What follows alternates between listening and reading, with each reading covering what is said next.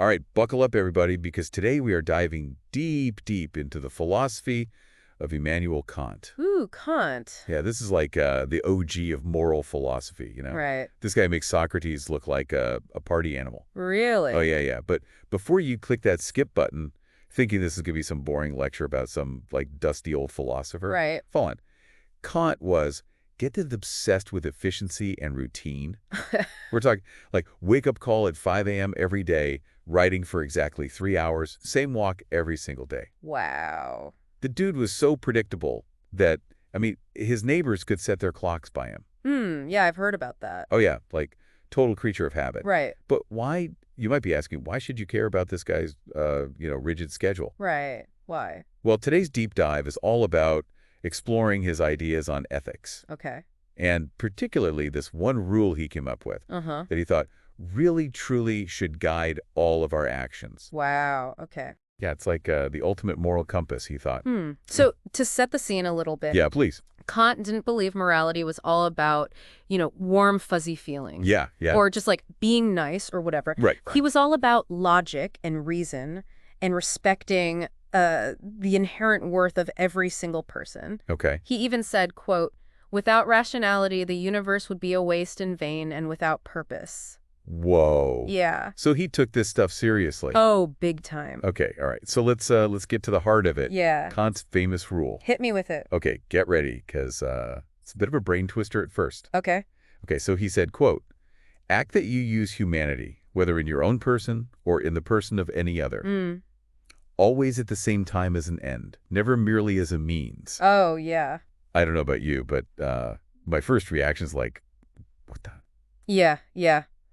Understandable. I mean, it's a dense concept. Okay, So, but let's break it down. please. What Kant is saying, basically, is that we should never treat people as tools, right? Okay, To achieve our own goals, we need to expect their inherent value as rational beings. okay. So, each person is an end in themselves. They Right. have their own goals, their own desires, Right, their own worth, and we can't just use them as, like, stepping stones right. to get what we want. So, like, is Kant suggesting we should treat our goals like, say, a burrito? Okay. Like, I want the burrito. That's my goal. Uh-huh. And, like, driving to Chipotle, waiting in line, like, all that stuff. Right. Those are just the means to that delicious, end. You can treat a burrito as a means to an end. Okay. But when it comes to people, things get a little more complex, Right. We need to recognize that they have their own quote-unquote ends, Yeah. their own desires and goals, just like you have your burrito craving. Got it. Yeah, So now using people to get my burrito fixed. exactly. No matter how strong the craving. Exactly. But let's be real. I mean, sometimes it feels like everyone's doing that, right? Yeah, Lying, cheating, right. even violence. I mean, those are pretty clear examples of using people, right? Oh, yeah, absolutely. Lying, you're manipulating someone, right? Right. You're using their trust to get what you want. Cheating, you're breaking an agreement, right? Yeah. For your own benefit. And violence, well, that's obviously, the most extreme form, really, of treating someone as an object Right. to achieve your own end. So these are the kind of the obvious no-nos, right? Yeah. But what's interesting is how this rule applies to, like, less obvious situations, Okay. So Kant's rule seems pretty straightforward when it comes to the big stuff. Right. But how does it apply to, like, everyday life?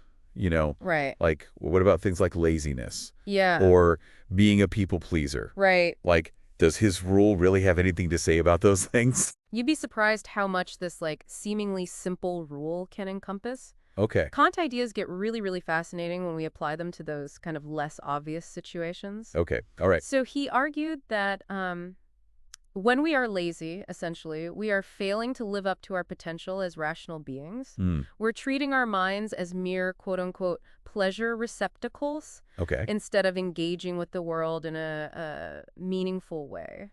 So, like, binge watching Netflix all day instead of, I don't know, writing that novel I've always dreamed of. He'd probably say that by doing that, you're not maximizing the potential of your consciousness. Okay.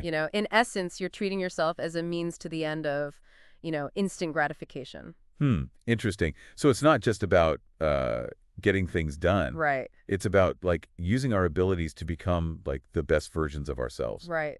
That's a pretty high bear. It is, yeah. But what about people pleasing? Yeah. Isn't that about making others happy?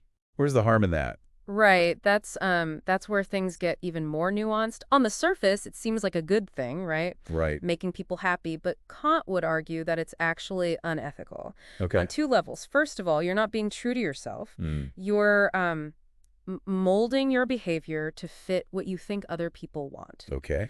which basically means you're treating yourself as a means to their approval. So I'm denying my own ends, Right. my own like authentic self Right. to achieve the quote end of someone else's approval. Exactly. And the second issue is you're also treating the people that you're trying to please Right. as a means to your own end, which is their validation. Oh, okay. You're not giving them the chance to engage with the real you. Wow. I never thought of it like that. So it's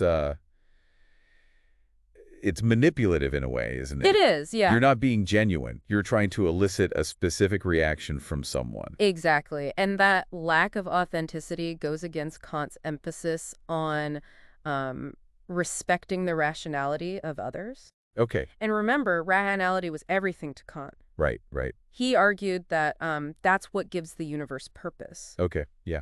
But what about addiction? Where does that fit into all this? Yeah, that's a good question. Where does something like addiction fit into Kant's rule? It seems so like personal, almost self-destructive. Right. How does that relate to treating others as ends in themselves? That's a great question. And it really shows how relevant Kant's ideas are to our lives today. We'll dive into that when we come back. Oh, all right, teaser. Can't wait. After a quick break. Okay, so before the break, we were getting into some pretty heavy stuff, Right. Kant's rule, respecting others as ends, not means, Right.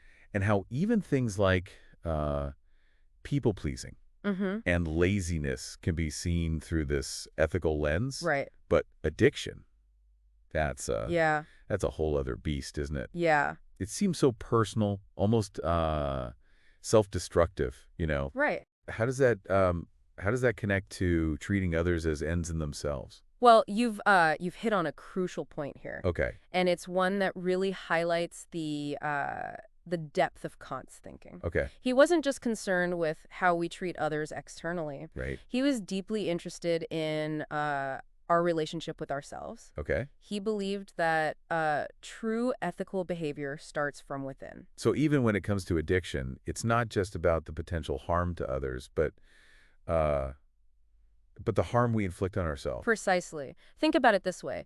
Kant was all about rationality, Right. right? He saw it as the defining characteristic of humanity. Okay. Yeah. And when we're caught in the grip of addiction, we're essentially letting our desires overpower our reason. Hmm. We're making choices that we know aren't in our best interest, Right. often leading to suffering for ourselves and those around us. So it's like we're treating our own rationality, our own capacity for making good choices Right. as a means to the end of satisfying the addiction. Exactly. We're using ourselves as a tool Okay. to satisfy a craving rather than recognizing our own inherent worth Right. and making choices that align with, our long-term well-being. So it's a violation of self-respect, Right. of that inner end that Kant believed every rational being possesses. Exactly. Man, this is heavy stuff. Yeah. So how does this idea of self-respect tie into how we treat others? Well, Kant believed there was a direct connection. Okay. He argued that if you don't respect ourselves, we're less likely to respect others. Right. Think about it. Yeah. If we're constantly putting ourselves down, Right. making choices that undermine our own well-being, Right. how can we genuinely recognize the worth and dignity of others? Right. That makes sense. You can't pour from an empty cup, right? Exactly. If you don't have any self-respect, it's hard to give respect to others. Exactly. It's like a ripple effect. The way we treat ourselves sets the stage for how we treat everyone else. Right. And this goes beyond, the obvious things like physical or emotional abuse. Right. It extends to more subtle forms of disrespect, like manipulation. Okay. Even if you aren't outright lying, right? Yeah. Using communication tactics to get what you want without genuine consent from the other person goes against Kant's principles. So even if I'm not technically lying, if I'm like trying to guilt someone into doing something, Right. or using like emotional pressure to get my way, Exactly. that would be a violation of of their autonomy. Absolutely. You're not treating them as a rational being capable of making their own choices. Okay. You're trying to bypass their reason and appeal to their emotions to get what you want. Right, right. Kant would argue that this is disrespectful regardless of whether you achieve your goal or not. Hmm. And this is where he was like centuries ahead of his time. Okay. Kant was a huge proponent of consent. Okay. He believed that any interaction where someone isn't fully informed or freely choosing to participate is unethical. Wow, so he was already thinking about things like informed consent way back then. He was. He was deeply concerned with ensuring that people were treated as autonomous beings, capable of making their own decisions. Hmm.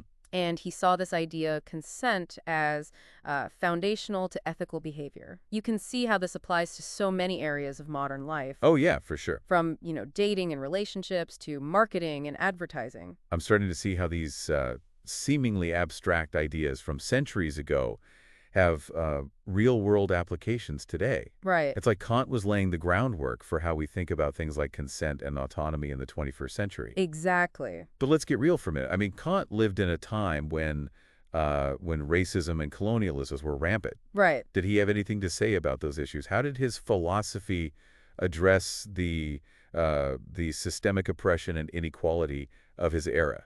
That's a crucial question, and it's one that scholars have been grappling with for centuries. Right. It's important to acknowledge that Kant, like many thinkers of his time, held views on race that were unfortunately influenced by the prevailing prejudices of his era. Right. However, as he developed his philosophy, he increasingly emphasized the inherent dignity of all rational beings. Okay. He recognized that racism and colonialism were fundamentally incompatible with his core principles. So how did his views on race evolve over time? Did he eventually come to reject those prejudices that were so common in his day? He did. In his later writings, Kant condemned colonialism as a violation of human dignity. Mm-hmm. He saw it as a system built on treating entire groups of people as mere means to an end. Okay. The end being the enrichment and power of the colonizers. So he was starting to see how his ideas about treating humanity as an end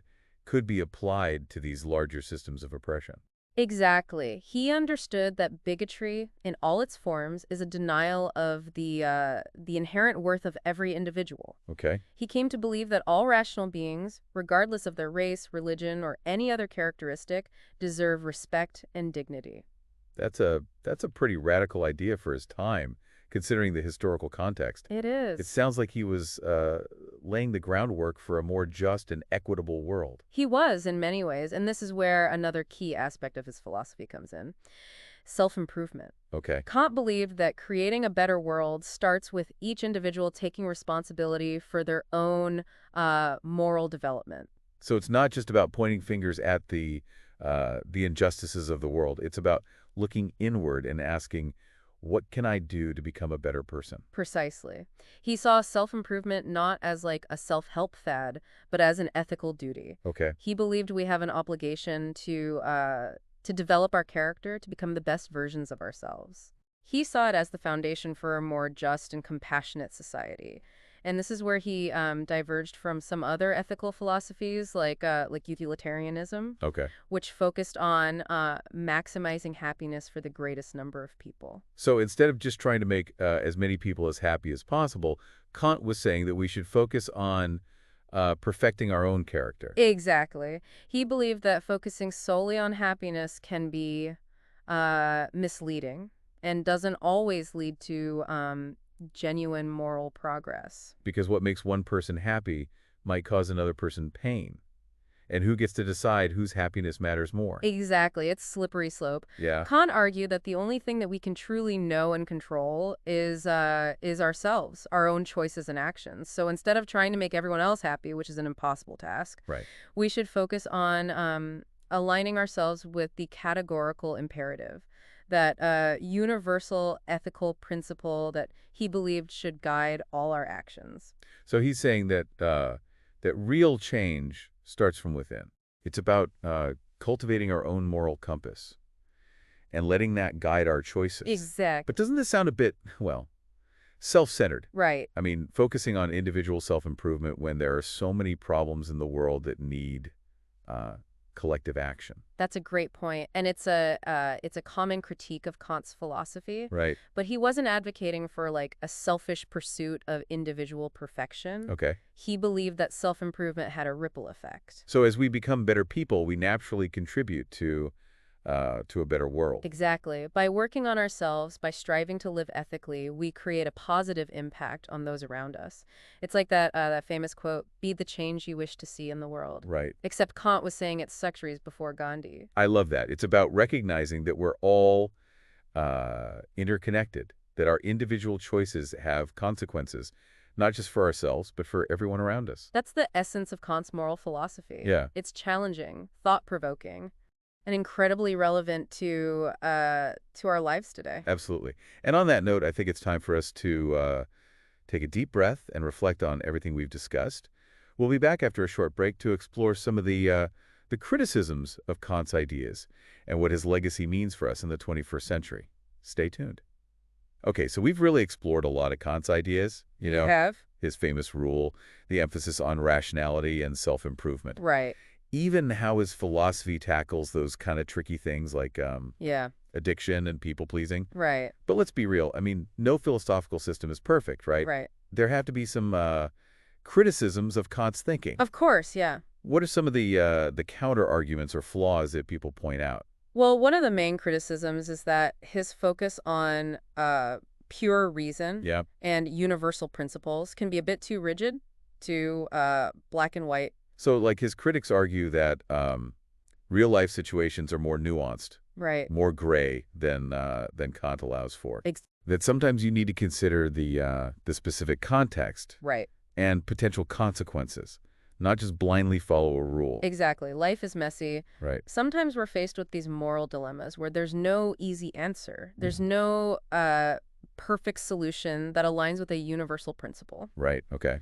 And another common critique is that Kant's focus on duty and obligation can sometimes feel cold, impersonal. Like, shouldn't our moral choices be driven by compassion Exactly. and empathy, too? Right. It's like sometimes doing the quote-unquote right thing according to, like, the strict rule might actually cause more harm than good. Right, yeah. And sometimes it's our emotional connection to others, Right, our empathy that guides us to the best choice, right. even if it doesn't perfectly align with a universal principle. That's a really insightful point. Yeah. And that tension between reason and emotion, duty and compassion is something that philosophers have been grappling with for ages. Right. Yeah, it's not an easy problem to solve, but even with these criticisms, it's undeniable that Kant's philosophy has had a massive impact on how we think about ethics. Yeah. He pushed us to see ourselves and each other as rational beings deserving of respect, not just objects to be used for our own ends. He really raised the bar for moral behavior, didn't he? He did, yeah. It's like he's saying, we can do better. We should do better. Absolutely. And that's why his work is still so relevant today, even centuries later. Right. It gives us this framework for thinking about right and wrong Yeah. that goes beyond, just gut feelings or social norms. So as we're wrapping up this deep dive, I'm curious, like, what's the one key takeaway you'd like to leave our listener with? What's the most important thing we should remember about Kant's legacy? I think the most important thing is this. Kant believed that true moral character doesn't happen overnight. It's a constant process Okay. of self-reflection, of learning and growing, of striving to live in alignment with our highest ideals, Right. even when it's difficult. He called it developing character. And honestly, I think that's a pretty inspiring challenge for all of us. It is, yeah. It's a call to action, Yeah. to constantly ask ourselves, am I living up to my full potential? Am I treating myself and others with respect and dignity? Mm-hmm. And to keep striving to answer those questions with a resounding, yes. That's a perfect note to end on. Yeah. So until next time, everybody keep thinking, keep questioning, and keep striving to become the best versions of yourselves.